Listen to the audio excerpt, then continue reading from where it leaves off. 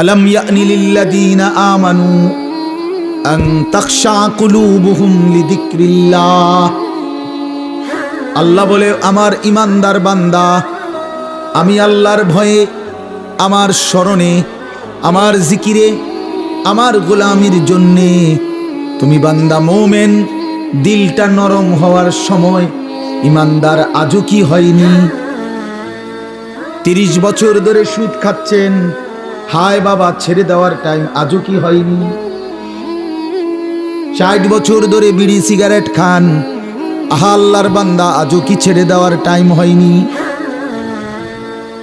আজকে 30 বছর ধরে দাড়ি কাটছেন, প্রতিদিন আল্লাহর নাফরমানি করছেন, আহা বন্ধু আজও কি সময় হয়নি?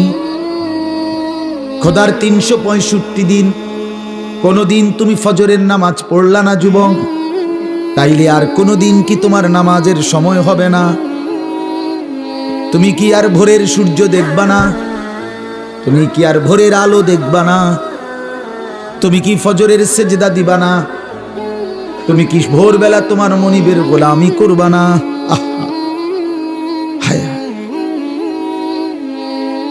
আফাহাসিবতুম আন্নামা খালাকনাকুম আবাসা। আল্লাহ বলে, বান্দা তাহলে কি এই ভেবেছো আমি তোমাকে অনর্থক বানিয়েছি? ও আন্নাকুম ইলাইনা লা তুরজাউন। আল্লাহ দ্বিতীয় প্রশ্ন করেছেন, বান্দা বলো তো, তুমি কি এই ভেবেছো, তুমি কি এই মনে করেছো নাকি আমি আল্লাহর কাছে তুমি ফেরত আসতে হবে না? উত্তর দেন, হ্যাঁ যেতে হবে কিনা? হাসলেও মরতে হবে, কাঁদলেও বন্ধু মরতে হবে, সুখের সাগরে ভাসলেও মরে যাবে, দুঃখের পাহাড়ে পড়ে গেলেও মরে যাবে। 3 বেলা খাবার পূর্ণ জুটলেও মৃত্যু হবে, অভুক্ত ক্ষুধার্ত আর দারিদ্র হলেও মরে যাবে, মৃত্যুবরণ করতেই হবে। কুল ইন্নাল মাউতাল্লাযী তাফিরুনা মিনহু ফাইন্নাহু মুলাকীকুম। আল্লাহ বলে, বন্ধু বলে দেন আমার বান্দারা, মৃত্যু থেকে তোমরা যেখানেই পলায়ন করো না কেন, সে নিশ্চিত তোমাদের সাথে মোলাকাত করবে। ফাইন্নাহু মুলাকীকুম সুম্মা তুরাদ্দুনা ইলা আলিমিল গায়বি ওয়াশ শাহাদা।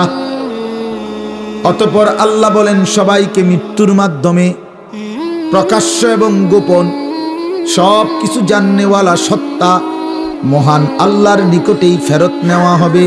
হবে কিনা? ইলা রাব্বিকা মুনতাহাহা। আল্লাহ বলে, তোমার রবের কাছেই তোমার শেষ ঠিকানা।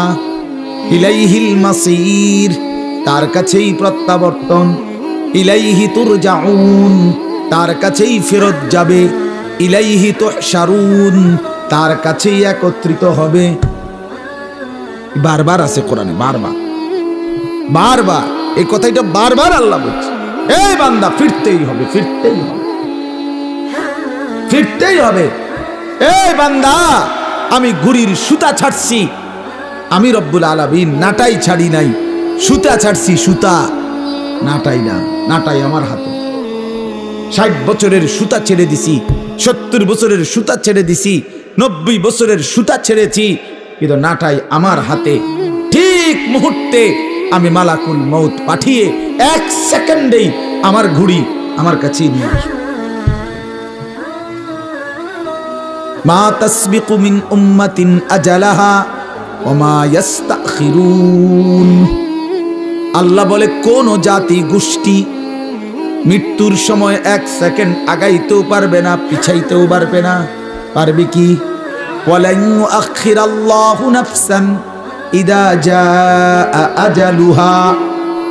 আল্লাহ বলে, মৃত্যুর সময় যখন এসেই পড়ে, তখন কাউকে আর 1 সেকেন্ডের জন্য সুযোগ দেয়া হবে না। ইন্না আজালাল্লাহি ইদা জাআ লা ইউআখার। দেরি করা হবে। চলেন বন্ধু, চলেন বাপ, ভাবতে শিখি, ভাবতে শিখি। কারোর সাথে ঝগড়ার কারণে কোনো দম খাইছি না, আজ একটা সুযোগ পাইছি মাইকে সুরে লেগে বিষয়টা কি এমন না? বাপ কসম আল্লাহর এমন না। রাগের কি আছে? মারামারি ঝগড়াঝাটির তো কিচ্ছু না। অনুভূতি জাগাতে চাই, বিবেক জাগাইতে চাই, নওজওয়ানদেরকেও জাগান। মুরব্বী বাবা চাচা আপনারাও জাগেন।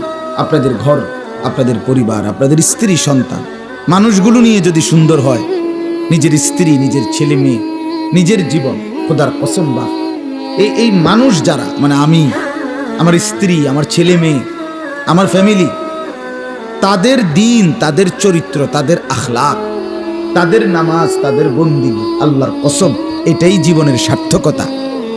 এটাই জীবনের সারা জিন্দিগির মেহনতের, পরিশ্রমের সফলতা।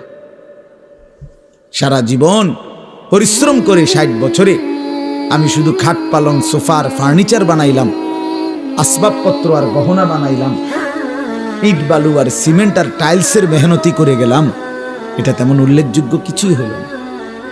পরবর্তী আপনার ইন্তেকালের পরে 20 বছরের ব্যবধানে একটা ফার্নিচারও আমনের টিক ঘরে থাকতো। এই সোফা পৃথিবীর সবচেয়ে দামি কাঠ দিয়া বানাইলেও বন্ধু আমার, বাপ আমার, আপনার মৃত্যুর 20 বছরের ভিতরে আপনার জেনারেশন, ছেলে মেয়ে, নাতি নাতনি, কেউ এগুলো রাখবে না।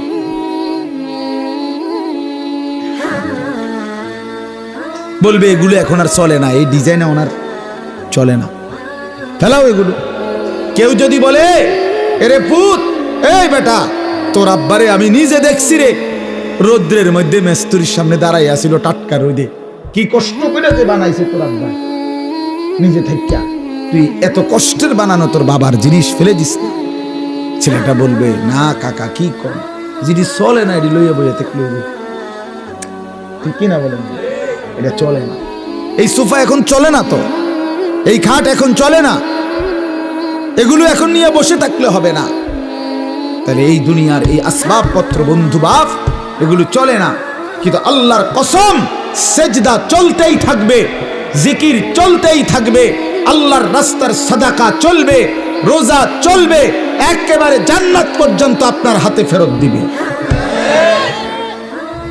আররাফাহা লাহুম, আররাফাহা ইয়ারিফুনাহা, কোরআনে আছে, তাফসীরে লিখছে, আল্লাহ তাআলা জান্নাতের মধ্যে জান্নাতি বান্দাকে তার দুনিয়ার প্রত্যেকটা আমলের কোনটার বিনিময়ে কতটুকু দিছে নিয়ামত জান্নাতে, এটা আলাদা আলাদা দাগ নম্বর, খতিয়ান নম্বর, বিএস নম্বর, সিএস নম্বর, আরএস নম্বরের মতো মিলাইয়া দিব।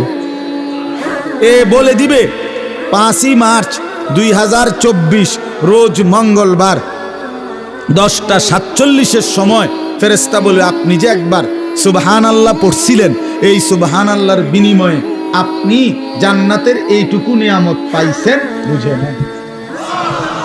এইটা আবার আলাদা দিব, এই যে অনকারটা অন্য আরেকটা সুবহানাল্লাহ কইছেন আলাদা, এই প্যাকেট আলাদা। আররাফাহা লাহুম ইয়ারিফুনা, তো চিনবে তার কোন নিয়ামতের পুরস্কার, ফজরের কোনটা, জোহরের কোনটা, আসরের কোনটা, মাগরিবের কোনটা, ইশার কোনটা, শনিবারের কোনটা, রবিবারের কোনটা। হ্যাঁ, আমরা তো বেকুব না মিয়া, বেকুব দেখে নামাজ পড়ি, ব্যাপারটা এমন না। ওলামায়ে কেরাম বেকুব মনে করেন নাম নেই, যে বেকুবের কারণে বড়া 8-10,000 টাকা লইয়া বইয়া রইছে, বেকুবের কারণে। সিটারি কেমনে করণ লাগে এটা সবে বুঝে, বাটপারি কেমনে করতে হয় এটা না বুঝার কি আছে, আরেক সিটারের লগে সপ্তাহখানিক থাকলেই তো এটা বুঝন যায়, এটা না বুঝার কি আছে, কি হুজুর কোন না। তে বেটা 3টা কমলা ফাঁসা দিয়ে কেমনে ডজন মিলায়, এটা লেগে বুঝি ঢাকা ইউনিভার্সিটি ডিগ্রি লাগে, এই বাটফরের লগে থাকলেই তো। ওজনে কেমনে কম দেয়, এটার জন্য কুমিল্লা বিক্রি কলেজ থেকে অনার্স লাগবে, এই সিটারের লগে থাকলেই তো।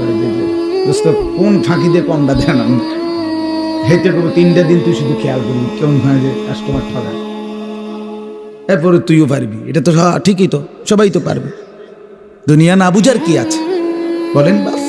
ওলামায়ে কেরাম বলেন, দিনদার বলেন, হালাল উপার্জনকারী বলেন, আল্লাহর কসম আখিরাতকে ভয় করে, পরকালের ফিকির করে, মালিকের সামনে